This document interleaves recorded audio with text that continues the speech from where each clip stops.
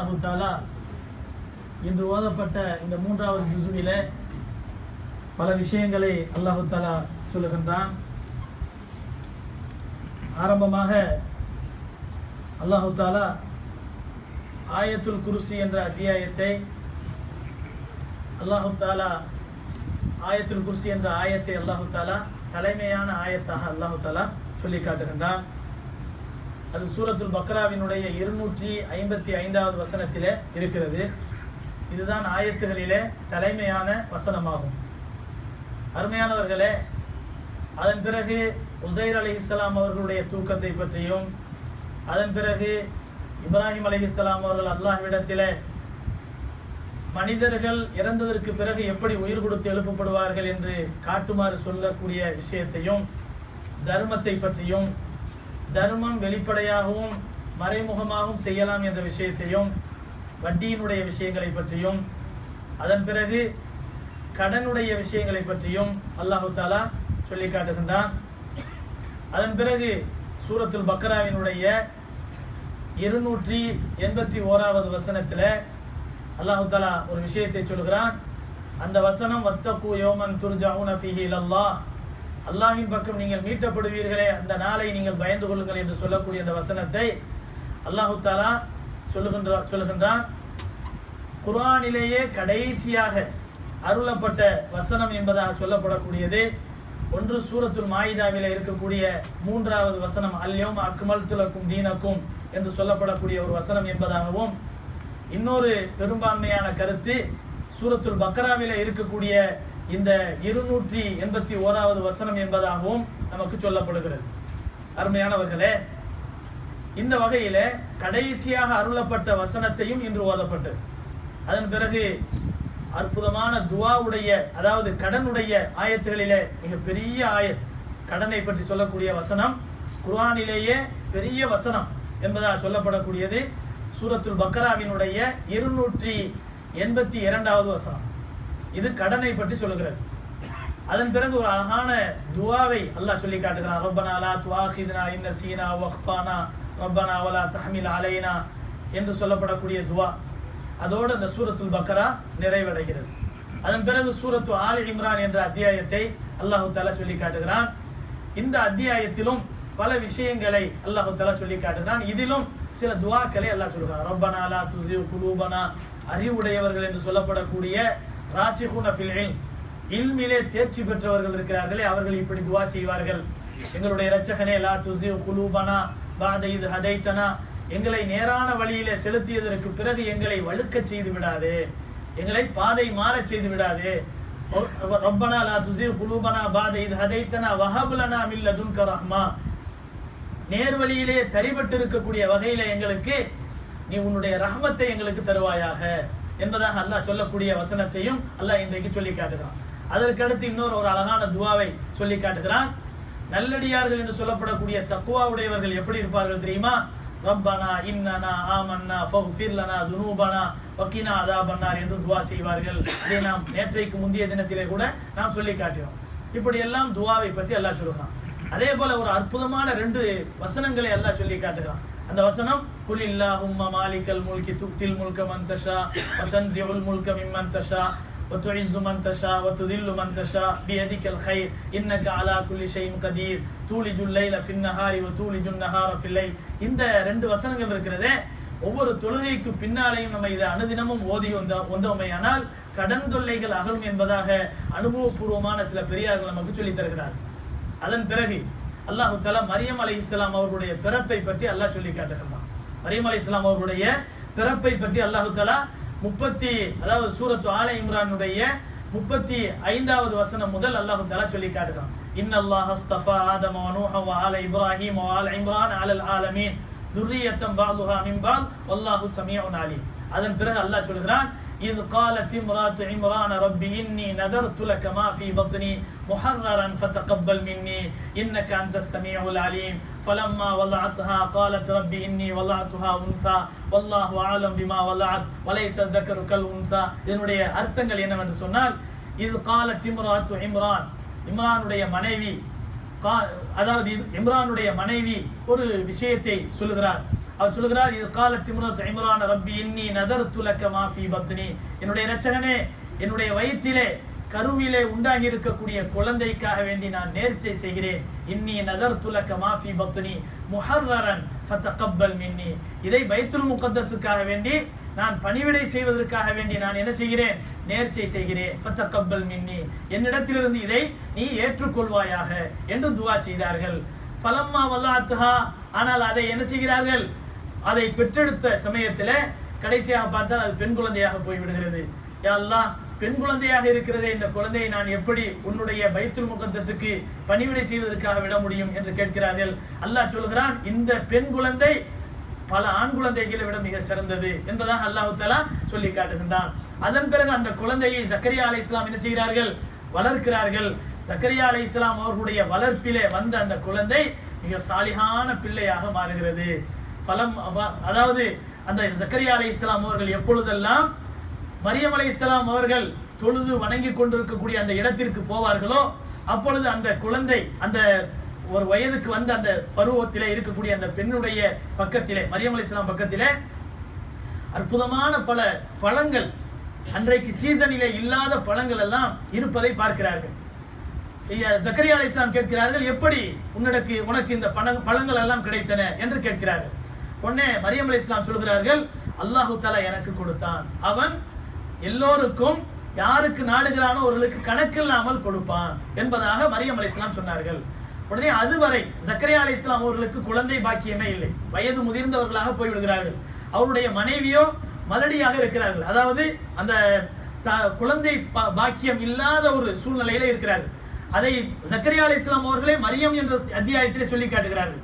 என்னுடைய மனைவியோ குழந்தை பாக்கியமற்றவராக இருக்கிறார், இப்படி இருக்கக்கூடிய சந்தர்ப்பத்திலே நான் எப்படி குழந்தை பெற முடியும் என்பதாக ஜக்கரியா அலைஹிஸ்ஸலாம் கேட்டார்கள் என்ற விஷயத்தையும் அல்லாஹ் குர்ஆனின் மூலமாக சொல்லி காட்டுகிறான்.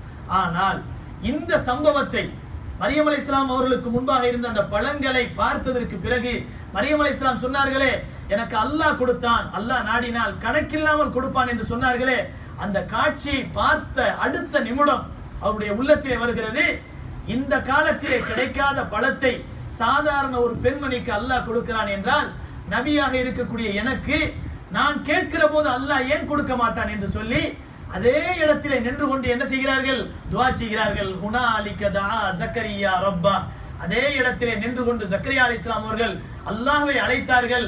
கால ரப்பி ஹப்லி, என்னுடைய இரட்சகனே எனக்கு நீ வழங்குவாயாக, மில்லதுன்க துர்ரியத்தன் தய்யிபா, உன் புறத்திலிருந்து பரிசுத்தமான குழந்தை பாக்கியத்தை எனக்கு தருவாயாக என்று துஆ செய்கிறார்கள் என்று அல்லாஹ் சொல்கிறான். ரப்பி ஹப்லி மில்லதுன்க துர்ரியத்தன் தய்யிபா இன்னக ஸமீஉத் துஆ, நீ துஆக்களை நன்கு செவியேற்கக்கூடியவனாக இருக்கிறாய் என்று துஆ கேட்டார்கள்.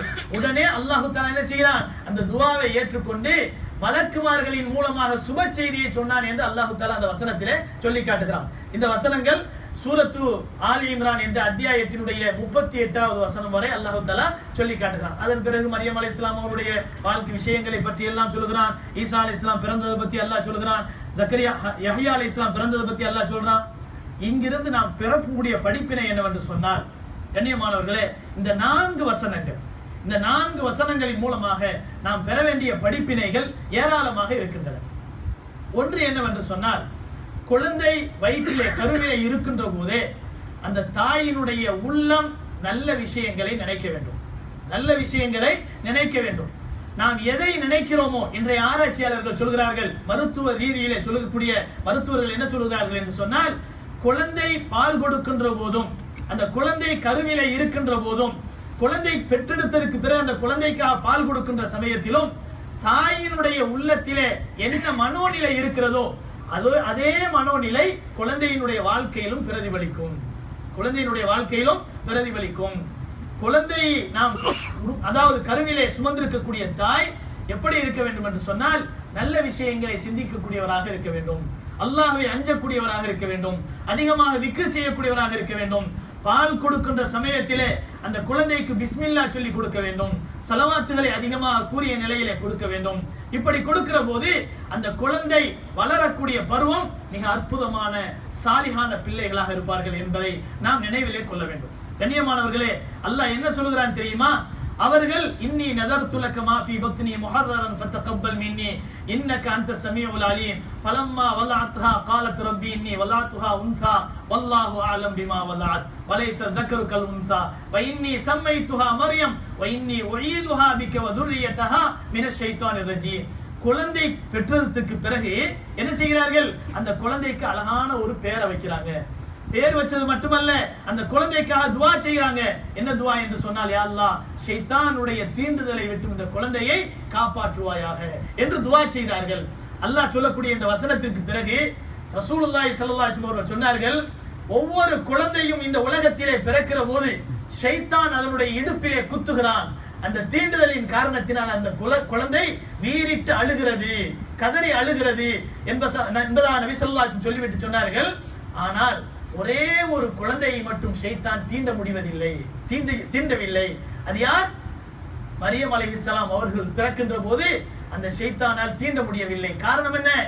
அந்த தாயின் துஆவின் காரணத்தினால். வஇன்னி உஈதுஹா பிக வதுர்ரியதஹா மினஷ் ஷைத்தானிர் ரஜீம். அந்த குழந்தைக்காக வேண்டி அந்த தாய் துஆ செய்தார்கள், யா அல்லாஹ் என்னுடைய குழந்தையாகிய இந்த மரியமையும் அதனுடைய வழித்தோன்றலையும் நீ ஷைத்தானுடைய ஊசலாட்டங்களை விட்டும் தீண்டுதலை விட்டும் பாதுகாப்பாயாக என்று துஆ செய்தார்களே, அந்த துஆவின் பரக்கத்தால் அந்த மரியம் அலைஹிஸ்ஸலாம் அவர்கள் பிறக்கின்ற போதும் ஷைத்தானால் தீண்ட முடியவில்லை. ஈசா அலைஹிஸ்ஸலாம் அவர்கள் பிறக்கின்ற போதும் ஷைத்தானால் தீண்ட முடியவில்லை. கண்ணியமானவர்களே, தாயின் துஆ அல்லது தந்தையின் துஆ ஒரு குழந்தையின் விஷயத்திலே எவ்வளவு முக்கியத்துவம் வாய்ந்தது, எவ்வளவு பிரதிபலிப்பை உண்டாக்கக்கூடியது என்பதை நாம் புரிந்து கொள்ள வேண்டும். ஸல்லல்லாஹு அலைஹி வஸல்லம் அவர்கள் சொல்லி காட்டினார்கள்.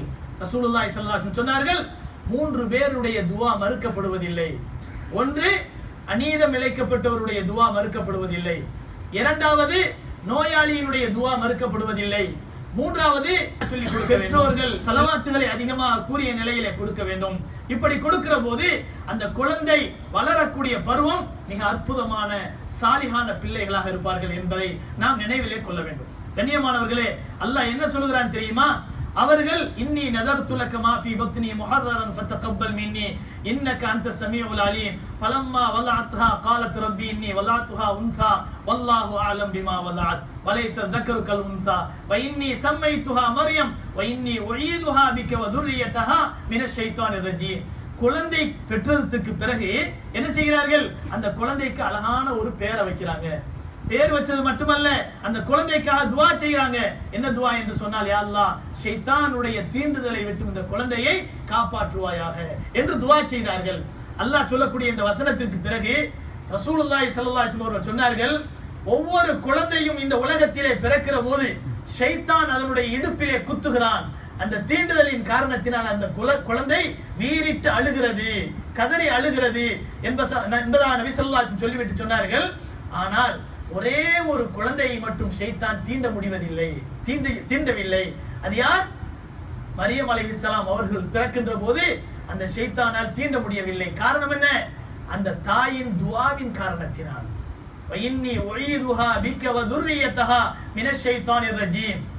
அந்த குழந்தைக்காக வேண்டி அந்த தாய் துஆ செய்தார்கள், யா அல்லாஹ் என்னுடைய குழந்தையாகிய இந்த மரியமையும் அதனுடைய வழித்தோன்றலையும் நீ ஷைத்தானுடைய ஊசலாட்டங்களை விட்டும் தீண்டுதலை விட்டும் பாதுகாப்பாயாக என்று துஆ செய்தார்களே, அந்த துஆவின் பரக்கத்தால் அந்த மரியம் அலைஹிஸ்ஸலாம் அவர்கள் பிறக்கின்ற போதும் ஷைத்தானால் தீண்ட முடியவில்லை. ஈசா அலைஹிஸ்ஸலாம் அவர்கள் பிறக்கின்ற போதும் ஷைத்தானால் தீண்ட முடியவில்லை. கண்ணியமானவர்களே, தாயின் துஆ அல்லது தந்தையின் துஆ ஒரு குழந்தையின் விஷயத்திலே எவ்வளவு முக்கியத்துவம் வாய்ந்தது, எவ்வளவு பிரதிபலிப்பை உண்டாக்கக்கூடியது என்பதை நாம் புரிந்து கொள்ள வேண்டும். ஸல்லல்லாஹு அலைஹி வஸல்லம் அவர்கள் சொல்லி காட்டினார்கள். ரசூலுல்லாஹி ஸல்லல்லாஹு அலைஹி வஸல்லம் சொன்னார்கள், 3 பேருடைய துஆ மறுக்கப்படுவதில்லை. ஒன்று, அநீதம் இழைக்கப்பட்டவருடைய துஆ மறுக்கப்படுவதில்லை. இரண்டாவது, நோயாளியினுடைய துஆ மறுக்கப்படுவதில்லை. மூன்றாவது, பெற்றோர்கள் பிள்ளைகளுக்காக செய்யக்கூடிய துஆ மறுக்கப்படுவதில்லை. கண்ணியமானவர்களே, அல்லாஹ் எவ்வளவு பெரிய அற்புதமான பாக்கியத்தை நம்முடைய கையில துஆவினுடைய வகையிலே கொடுத்திருக்கிறான். ஆனால் நம்முடைய பிள்ளைகளுக்காக எதையோ முயற்சி செய்கிறோம், என்னென்னமோ முயற்சி செய்கிறோம்.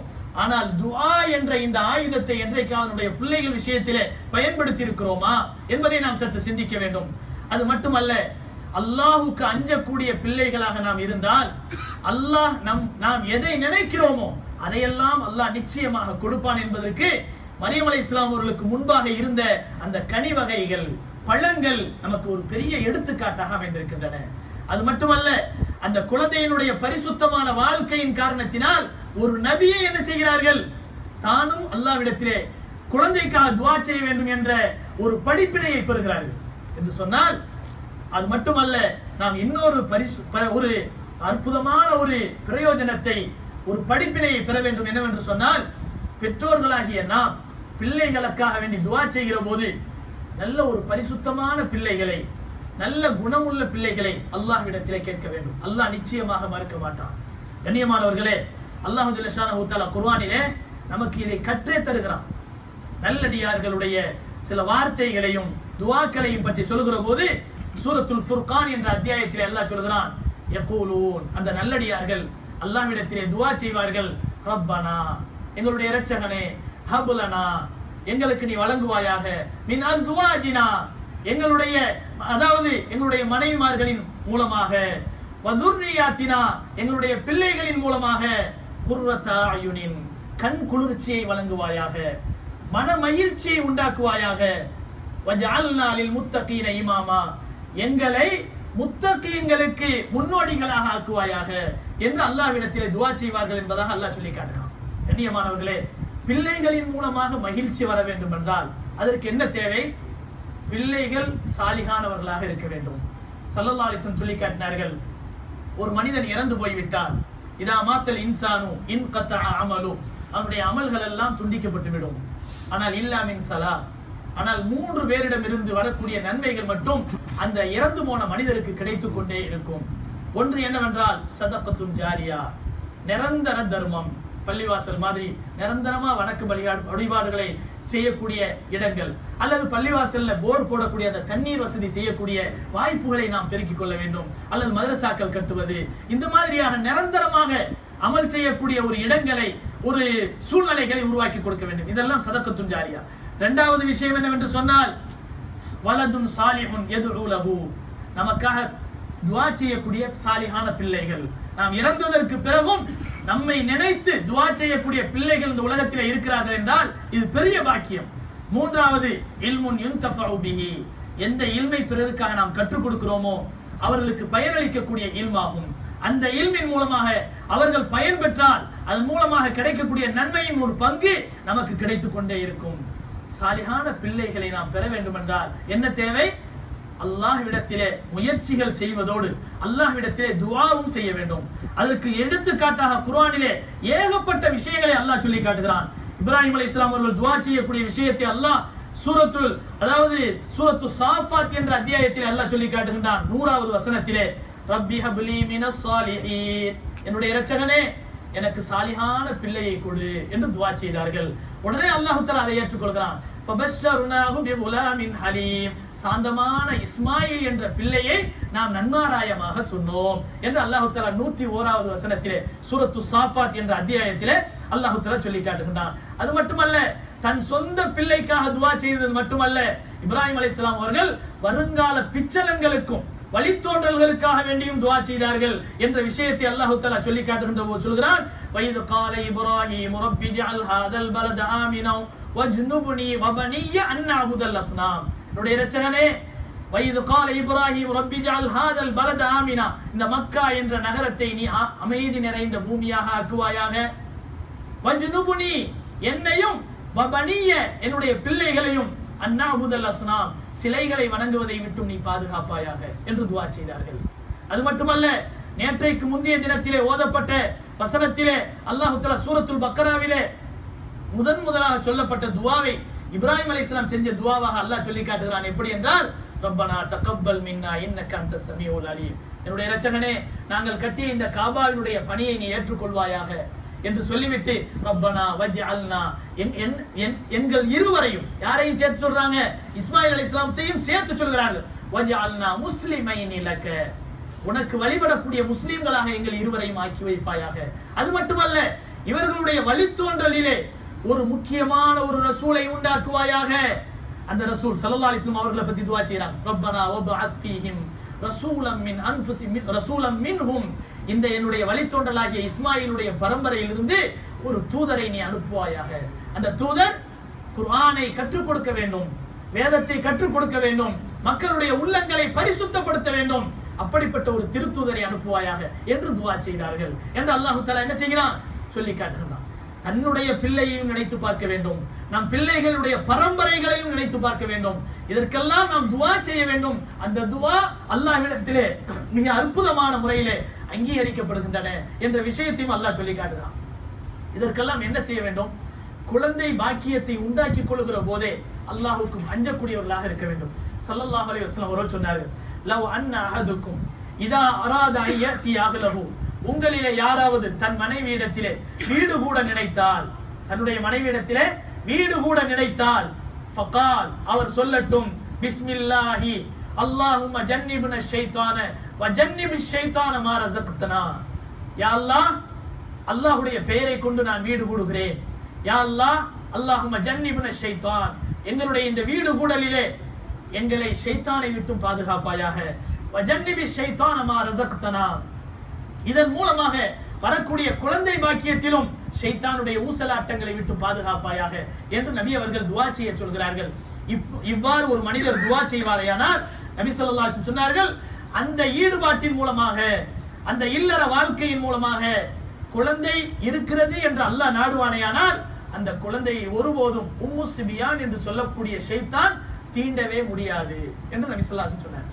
கண்ணியமானவர்களே, குழந்தைகளை தீண்டறதுக்குன்னே ஒரு ஷைத்தான் இருக்கிறான். அந்த ஷைத்தான் தீண்ட முடியாது இந்த துஆவின் மூலமாக என்று நபி ஸல்லல்லாஹு அலைஹி வஸல்லம் சொல்லி காட்டுகிறார். இது புகாரி முஸ்லிமிலே வரக்கூடிய ஹதீஸ். அது மட்டுமல்ல, ஸல்லல்லாஹு அலைஹி வஸல்லம் அவர்கள் ஒவ்வொரு குழந்தைக்காகவும் துஆ செய்திருக்கிறார்கள். பெருமானார் ஸல்லல்லாஹு அலைஹி வஸல்லம் அவர்களுக்காக 10 வருடம் பணிவிடை செய்த சஹாபியார், அதாவது அனஸ் ரலியல்லாஹு அன்ஹு.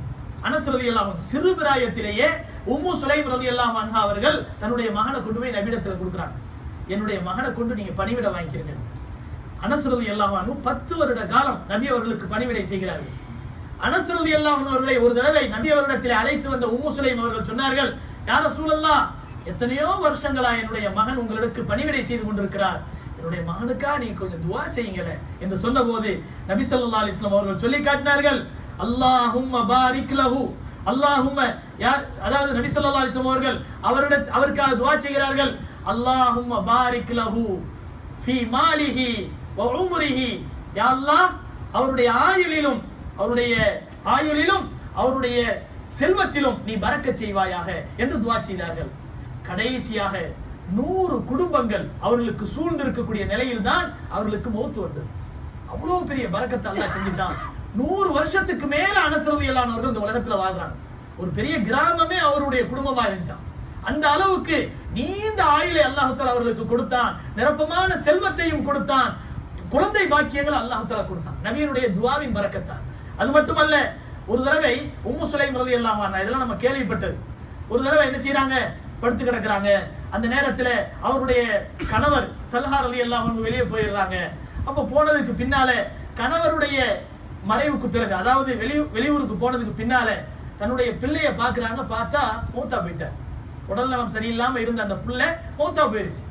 உடனே கணவர் வர்றாங்க.